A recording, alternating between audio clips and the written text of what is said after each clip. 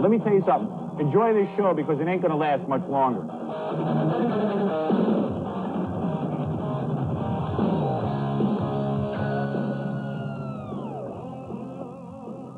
And thank you for staying up later. I'm Tom Snyder for Bob Costas. There is nothing wrong with your set. And my guest tonight is Howard Stern, who is radio in New York and Philadelphia.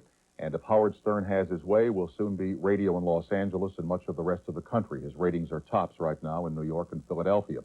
Howard Stern is also seen syndicated nationally on television, mostly in the late-night time period, and also on the superstation WWWWOR. Howard, it's a pleasure to meet you after all these years of mutual attack. Well, and let me just say something. It's thrilling to hear you say my credits because it actually sounds like I've got something going on. It's very, very impressive. And you think you don't? No, it's very exciting. You know, TV show, barely a TV show, but a TV show nevertheless.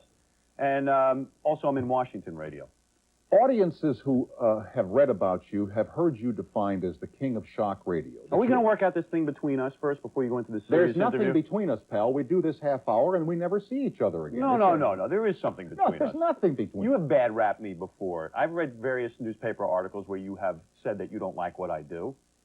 Isn't that true? I have said that I am not a fan of your format. I do not care for what is called shock radio. And you listen to me? Because I can't listen to you in Los Angeles. But you think I'm shock radio? I think do you think that's an appropriate... Now, do you want to come over here? Or no, wait a second. I'm curious. Just a minute. You think that that's an appropriate title for what I do, shock radio? No, I don't. But that's the handle that you wear in the press. You know, I read newspapers, too, and they define Howard Stern as shock radio. Hey, listen, Howard... But then you hear my format. I'm curious. Wait a second. I'm curious. Wait, just You're a second. An intelligent man, for years, they ran stories about Snyder that he was controversial, that he was abrasive, that he would bring guests into the studio and chew them up. Do you feel chewed up at this point? Well, I'm hardly getting a word in edgewise. Well, but the point I'm trying to make is we all read things in the paper, and when you have something to say, you will. No, but you lived in New York. Now, calm down, Tom, really. Yeah, really. He hasn't been on network television in a long time. He's got a lot to say, and he wanted to get it all done. No, in all seriousness, and it's good to see you on television again, even though you hate this, right? I don't think that you're shock radio. It's just that the kind of things that you and others do on radio, I am not a fan of. Now, that doesn't make you... don't think I'm funny? No, do you think I'm funny? I don't think you're funny. And what don't you like about it? I watched the cassette of your show last night, the television show. You had lesbian dating game. You talked about the Sammy Davis cancer man, you know. Right. Now, this is all funny stuff to some people. Pal, to me, it's not funny. Now, that does not make you unfunny. It makes me... makes you out of touch. Out of touch, okay. Right, okay. And I admit that. All I will admit that I'm out of touch with the Howard Stern kind of humor. I think you do like me. I think that you're afraid to admit that you like me. Because there's something inside us all, something evil inside us all that likes me. There's no question about it. For example, 20 minutes after the shuttle went down in 1985, there were jokes all over the broadcast newsrooms of this country about the space shuttle Challenger. That's right. All right? When the war started between Iraq and the United States and the coalition, there were jokes all over the map about the war. That's right. But you see, to me, in my out-of-date, out-of-touch, out-of-sync, out-of-mind way of thinking, those jokes we tell in the dressing room, we don't tell them out here. You are so wrong. And by the way, you are so wrong because, first of all, what my radio show and my television show are not about making jokes about tragedies. That is not the idea of the show. What the idea of the show is to convey real honesty on the air. Okay. To get away from the phony type of broadcasting where someone sits there and bites. You mean like this? Well, in a way, yeah. Where people bite their tongue and are afraid to say anything. I mean, there are a million things. If I was interviewing you, I'd love to know about your days at NBC. I'd love to know your problems with NBC. I'd love to know your beefs with NBC. But would you also want to know my toilet habits? Yeah, I would. Really? Yeah. What are your toilet habits? I want to tell you, Howard, you've got to get out more, pal. No, I would like to know about you spend too much time at home. I mean, I don't know anything about you. I don't know your sex life. I don't know things about you. I'm curious, but you could always refuse to answer. But that would be interesting to see you refuse to answer. Right. This is like two mental patients arguing. It's 1:30-something in the morning here. They came in to plug my new CD. I don't believe it. Wait a minute. Yeah. Let me get this out of the way. No, let me do the plug. No, because you'll take too long. No, I won't. I won't take. I swear. Trust me. You're going to love this. Oh, this is unreal. Thank God they fired this man. This is, it's either fired or I left. Whatever what you want. Did you leave? Whatever you want us to read in the paper. Right. This is the new CD of things that you never heard on the radio. And once you listen to it, you'll know why.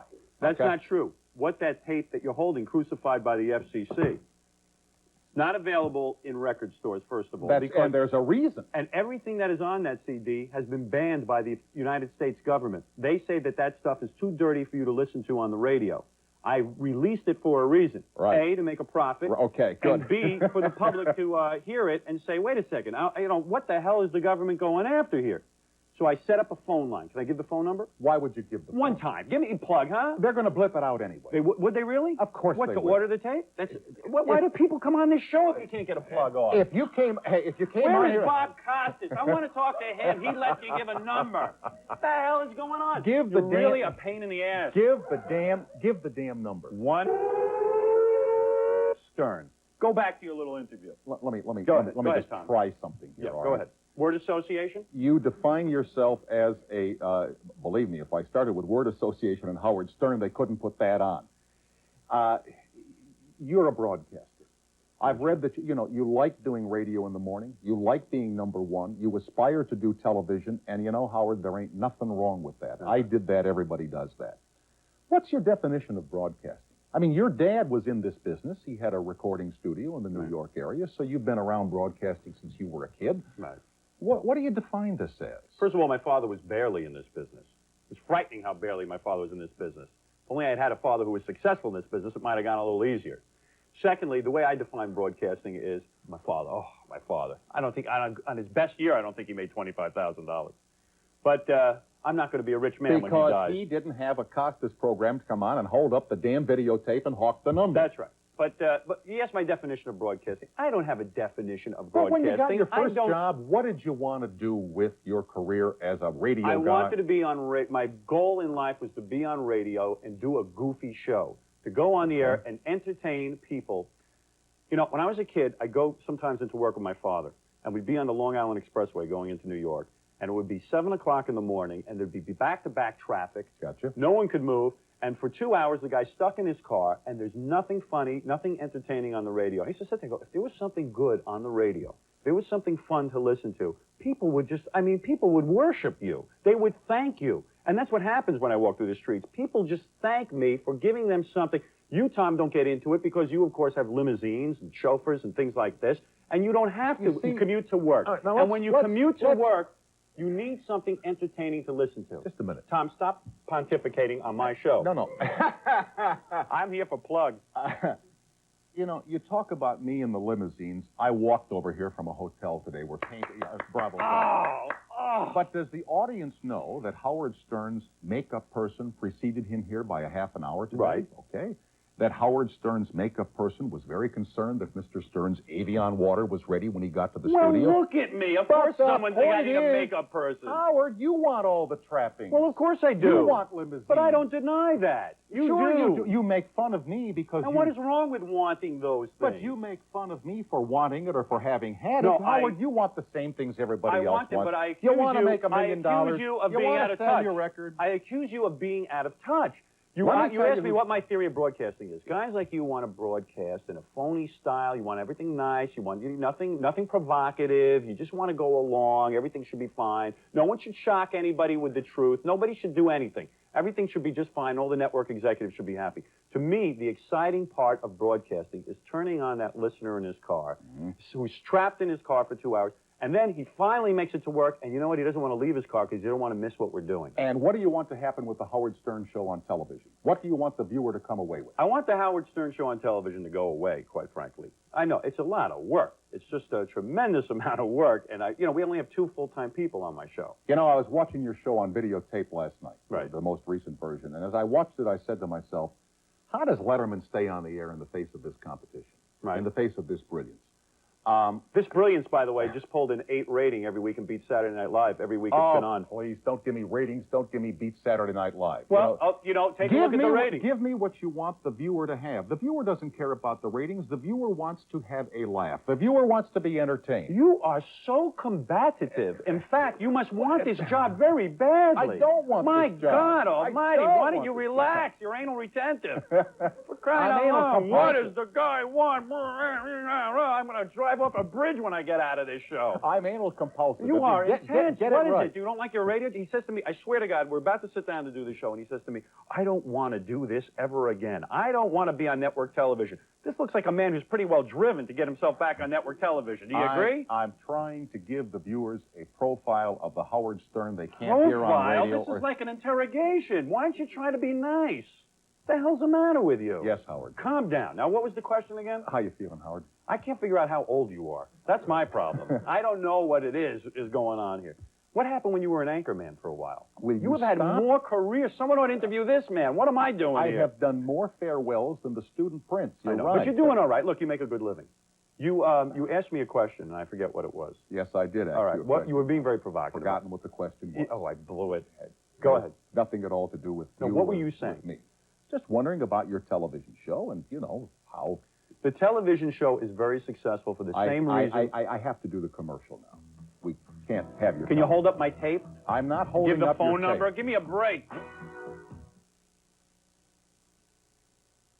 Welcome to the Miller Lite 3 billionth case celebration, and here's your host, John Madden. Wow! Almost 3 billion cases sold in just 17 years. And in honor of America's favorite light beer, we're going to pick our favorite light beer commercial. I vote for mine. I vote for me and You made one day of my life especially miserable for me. Go ahead. It was the day that, I got fired or left a news anchor job in New York to take I got fired. I knew you were hostile for some reason. I knew you were hostile. Wait a second. Let me take you off. You couldn't handle what? What couldn't Tom handle? What couldn't you handle? What are you, a baby? Tommy couldn't handle the fact that Howard said that Tommy didn't like Oriental people and made fun of them and was a racist. And do you think that do you think that someone takes that for real when I say that? Yes, Coming from my mouth. You think that people are learning from me. Hey, Howard, let me tell you something. You think that people are turning to me for opinions on Tom Snyder. Let me tell you something. And I said you don't like Oriental people. In a serious vein. Hold on a second. Tom, you're hallucinating. I have people who listen to me, I know far fewer than you on radio, who think I'm sending them messages over the air to come and visit me, to have dinner with me. So you're going to blame me for those people? Of course I'm not, but I'm saying to you that what you don't realize is that what you broadcast to people, and I will grant you it's a minority, take as the gospel truth. And if you say that I am a racist, all humor should stop because Tom feels bad for a couple of mental patients. I'm hostile. We're going to stop having entertainment, sarcasm, humor of all kinds because there are 3 or 4 people in the audience who can't get the joke. Boy, I got to tell you, you see it your way and your way alone, don't you? And you know what, I'm right. And you only wish you thought like me. Hey, listen, in a lot of ways I do think what hurt like you. That I said you know what's great about you, Howard? Yeah. What hurt you? Let me tell you what's really great about you. Yeah. Okay? But let me just make this one point. What's it going to be like when they turn off the camera and I got to deal with this guy? Then they'll probably want to take more publicity stills of us smiling and holding each other's hands since we're all doing bullshit broadcasting here, go ahead. Well, forgive me, I said bullshit on the air. Yeah. What are they going to do, take tomorrow out of here? I'm getting to you. So anyway, I really did hurt you. No, but what I'm getting to here is it's like, people who write about you in magazines and newspapers and they say derogatory things about you that aren't true. There are people who read them, Howard, and they believe them. And there are people who hear you say, Sammy Davis wanted to kill himself. But of course, and that's a positive message. Wait a second. Why are you yelling at me? Because you're yelling at me. That's a positive message. You yelled first. And I'm the one who's supposed to be a maniac. Admit it. You yelled first. This is a positive message. When you tell people not to smoke. And when they hear you say these things, they think, Howard Stern said Sammy Davis wanted to kill himself. Howard Stern said A, B, C, D, and they take it as gospel. There are people... But of course, do you think there's something wrong with what I've just said? Wait a second. Yeah, I do. You don't think Sammy Davis Jr. was killing himself with cigarettes? I don't think... Are you out of your mind? I don't think he wanted to. You have lost your mind. I don't think he wanted to. You know what is happening? At least you are getting old, and you are afraid of your own death. At least I You had cannot one cope with the fact that you're going to die someday. You think you're going to go on forever. You've really lost your mind. You have lost your mental capabilities. Hostile. You're sitting here thinking that people take humor seriously. Out of date. When Robin Williams makes the air. When Robin Williams makes a joke, do you think people get the joke? Do you think people get the joke? If you're comparing yourself to Robin Williams, I'm not the one who's out of touch. Okay. All right. So you think that Robin Williams is funnier than I am? I don't think anything. I'm just trying. You wouldn't know what's funny, Tom. Let me give you your logic back. Yeah. We have a man that goes to the DMV. Do you think I'm the president of the United States? Just a minute. Do you? You're going to give me some Vietnam reference now? No, I'm not. All right, let me ask you something. I want to give you your logic back if you can hold still just 30 seconds. Go ahead. On your show. All right, That's let's hear your ask. logic, and then Okay. let me respond to your logic. No, let you put me down for trying to display it to you. Let me hear your logic. A man goes to the DMV in Los Angeles, All right. and he buys a license number and an address of a movie star with whom he's infatuated. Yeah. Her name is Rebecca Schaefer. Go ahead. And he goes to the door of her apartment, and he shoots her. Yeah. Now, by your logic, so what? We should stop selling all information? How dare you say that? We should stop selling How all dare information you from the say that? DMV You are because a this kook. one crackpot? You this are one a kook? crackpot. This You one are crackpot? such a crackpot, and you're so full of it that it's frightening. No, you're the one who's You are frightening. blaming a disc And I'm- jockey for the ills of society, No, I'm not. and No. that shows your mental incapacity. You're not a disc jockey. You're an You entertainer. are nuts. And you're a An broadcaster. entertainer, whatever and you wanna call take me. the responsibility of broadcasting. Do you so think I'm doing a lightly, serious so show? lightly that it's terrifying. No, I don't think you're doing a serious show. You think you are. You are a kook. Hostility. A kook who Out deserves of to be touch. put you in a Jealousy. mental hospital. Locked up. Don't Right. point that at me. You're a mental hospital. You are out of your mind. No, you're nuts. No, you're nuts. No, you're really nuts, Howard. You are You really nuts. are. Oh, my You're God. turning me into you. Enjoy extra sugar-free. I call the line. We call the line. I call the line. Dial 1-900-446-GAL and instantly connect to beautiful people waiting to talk to you. It's live, private, and one-on-one. So don't just sit there. Pick up the phone and dial 1-900-446-GAL. It's only $15 per call. Adults only. Call now.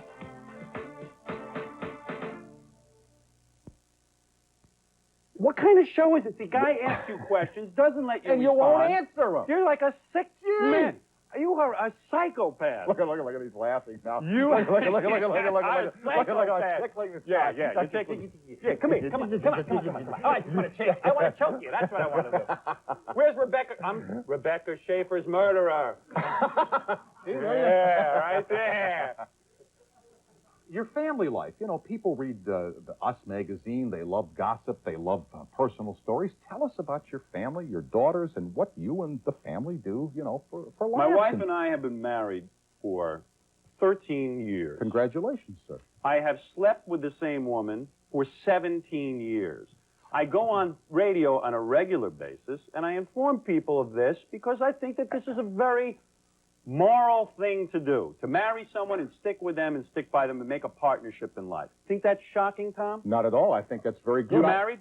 No, I'm not. Would you like dump this. your wife Yeah, 2 or 3 times? Dumped her 2 or 3 times. All left right, her without yeah. a quarter. This is Mr. Morality. He's worried about my morality. If everybody sat and worried about themselves and their own morality, Tom's probably fornicating every night with different starlets out in Hollywood. And different genders, too. Put that down. Well, and now that's your leap up business. and say, oh, you know, do one of those. We're going to put you on the dating game.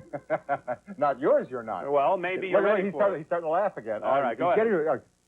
But I think it's great that you have this side of your life that your listeners and that the viewers of your television program hear about. That's right. That they know in the midst of all the zaniness, all the humor, there is a reality to Howard Stern that they don't often see.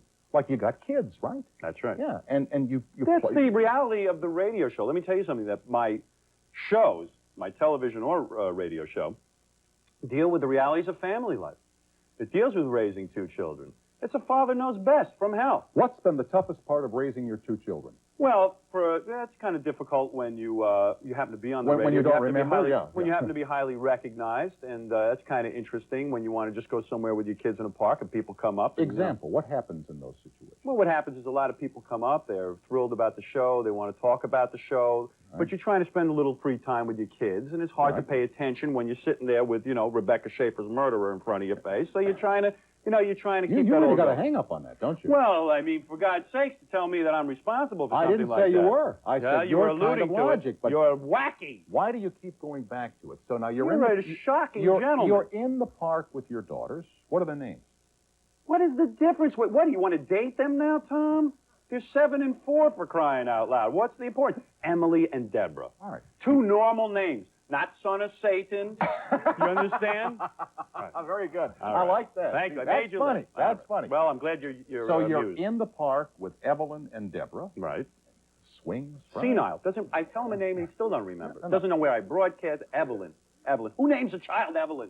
This is going to be really tough for you to believe. Yeah, go ahead. Really tough, but people used to know who I was, and they'd come over and interrupt playtime with my daughter Annie, okay? Right. And you're right, it was a very, very difficult time. See, we're relating. Exactly. Isn't we're this nice? trying to get to know each other. All right, we're getting What to know. else in Howard Stern's life? What other normalcies do you have in life that you share with all the people that listen to you and watch you? Oh, boy, Tom, this is some exciting interview. Well, I'll tell you something. This is a Well, lot it of fun. sure beats being yelled at. I I'll see tell you. that. Okay, so what is different and amusing about my No, wife, no, what's my life, my wife? Normal. Well, I think I'm the one who doesn't I'm pay a man attention. who must go to bed at 8 o'clock every night because I get up at 4 in the morning, Mm-hmm. and it doesn't leave a whole lot of time for me to have sex with my wife. All right? Okay, All right. Would hey. you like to hear about Hey, that? wait, let me do the act right. Oh, fair enough, sir. Okay, yeah, there you go. Yeah, good. Let's move on. Yeah, let's. It doesn't leave me a whole lot of time. Do you realize how big I'm going to be in Los Angeles? And then when you and Mrs. Stern go out, Mrs. Satan, yes. I'm sure that people come over and they want to, touch you and get your They picture. idolize They me. worship. I am. Yeah, all I'm a right. guy who Yeah. keeps them entertained. Yeah. Yes, that's true. There's not a whole lot of celebrities in New York. So one of the things that's difficult about being Howard Stern. You don't smoke the cigarette anymore. Not do you? anymore. All no. right, there you go. Yeah, I'm but, missing but that. I still do the laugh. All right. Yeah. All right. I thought the Dan Aykroyd thing was a scream. Fabulous. And that's what Unbelievable. turned me on to you. Yeah. But you think it ruined your career. No, it didn't ruin my career think it at made all. you a joke and a made buffoon? me. Hey, imitation is the sincerest form. Look at all the people that imitate your style on radio, That's coast true. to coast. That is All very right? true. Yeah. Okay. They all want to be Howard Stern. And what a but dream. But they're not funny. Right. Okay, they're not inventive. All right, and they're not sincere. Well, that's why you're the king, I'm the king. and they're nothing. And that's right. Okay. We're with Howard Stern, and you're going to watch the commercial, and we're going to soul kiss now these messages. I want to see this one. You are what is wrong with television.